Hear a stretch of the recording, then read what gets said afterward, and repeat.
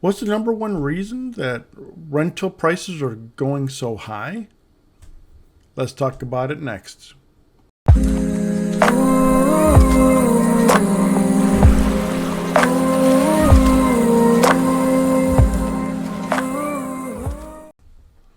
Hey everybody, and so welcome. Again, this is Jeff Spencer, your favorite realtor here in Michigan, wanting to be able to bring you the latest news and what's going on. Let's talk about the number one reason rental prices are soaring right now. All right. So this is fresh off the presses. So in the early days of the the couve, the big housing story was how prices were soaring due to the historical shortage of properties for sale. Now the shortfall is spilling over into the rental market. It's been doing that for a little while, but it's gotten really bad lately. The reason that rents are rising so quickly is more people are competing for places to live. The rental vacancy rate fell to 5.8%, the lowest it's been since the mid-'80s, according to a recent report from the Joint Center for Housing Studies of Harvard University. And rent spiked in response, rising nearly 20% annually in November on the 50 largest housing markets, according to the most recent Realtor.com data. This is hurting lower income renters the worst, as a housing shortage coupled with high prices making it difficult to find places to live that fit their budgets. Rental conditions are unprecedented, perhaps insane across the country, says Alexander Herman, a senior research analyst at Harvard's Joint Center. What's happening in the rental market raises concerns about affordability, particularly for people of color and lower income households. Why is there a rental shortage? There are 44 million renter households in the third quarter of 2021, an increase of about 780,000 since the first quarter of 2022 before the pandemic took off in America. There isn't just one simple explanation for the steep rise of renters.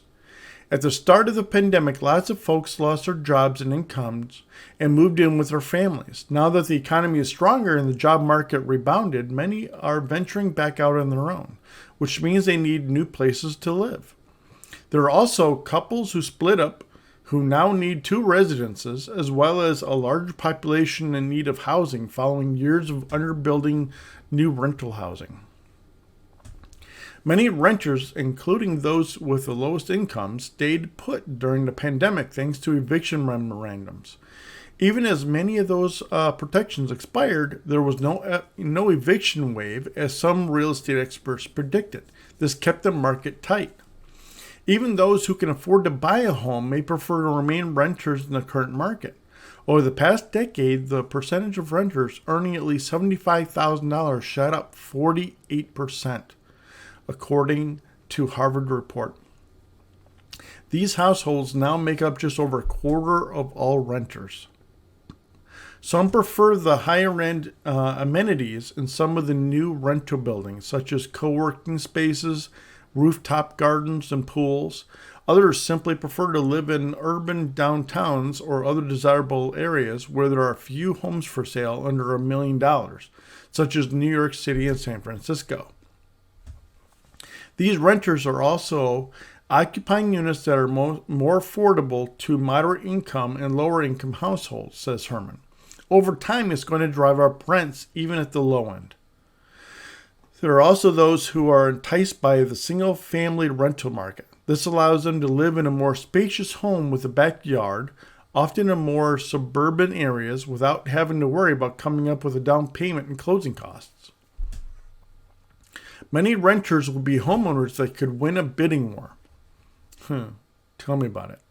Another reason for the surge in demand for rentals is that many would-be homeowners were thwarted by fast rising prices and lack of homes for sale. As rents have risen, it's become harder for renters to save up for down payment and closing costs. So instead, they remain tenants.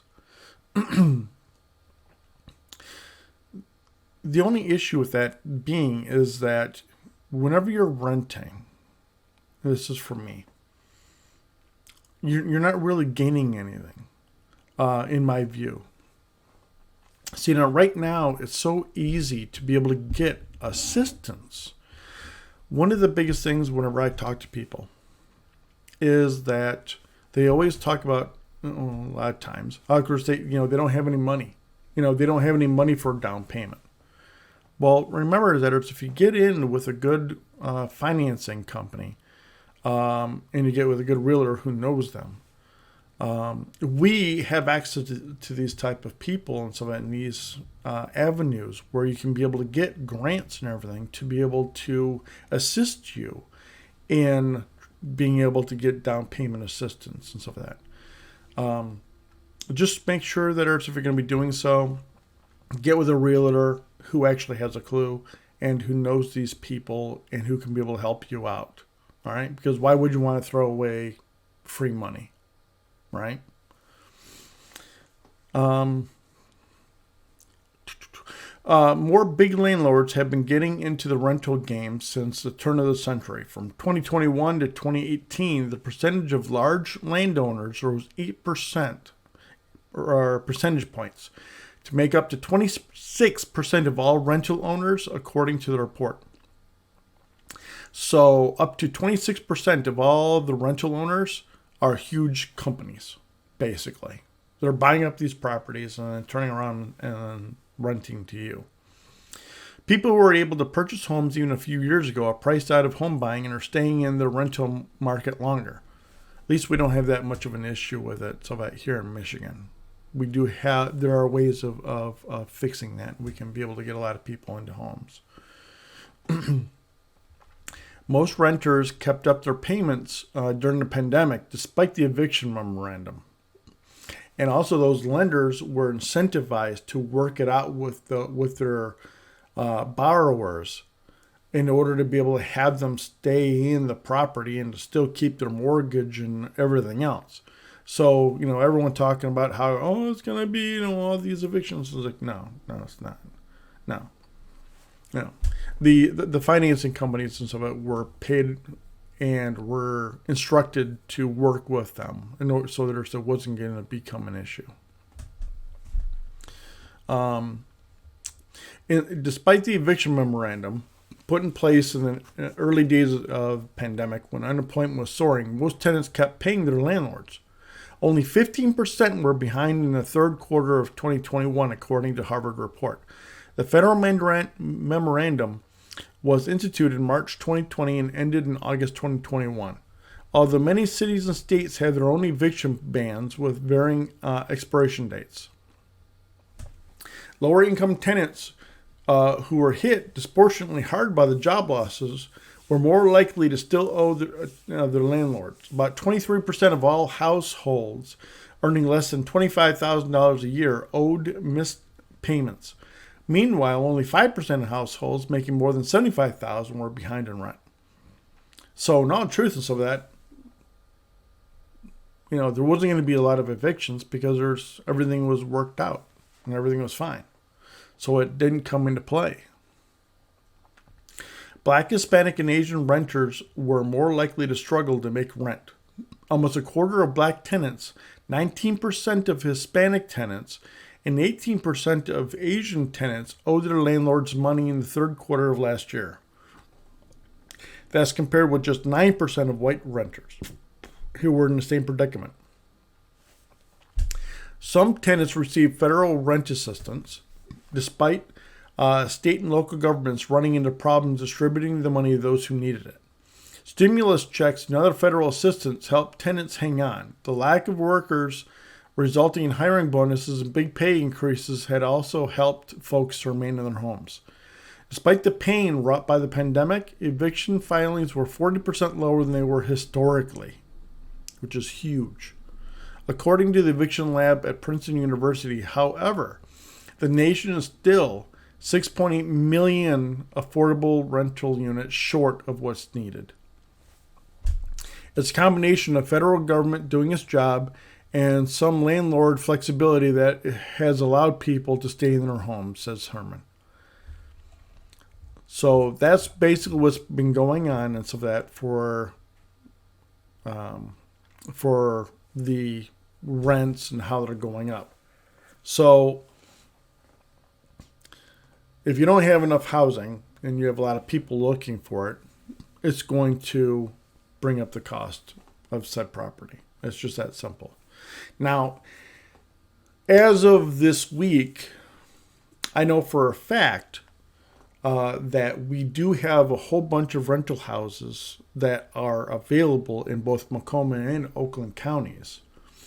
They're up and available from pricing between under $1,000 to up to $2,000.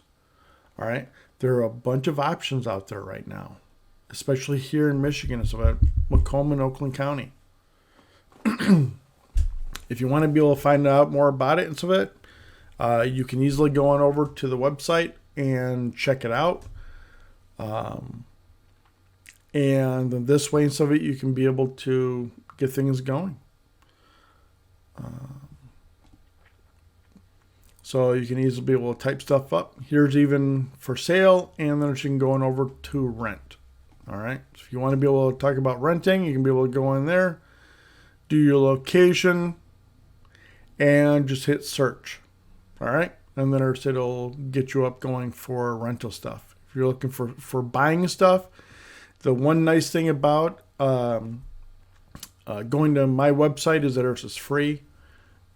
There's no obligations. You can just go in here, look for stuff, and then you'll be fine.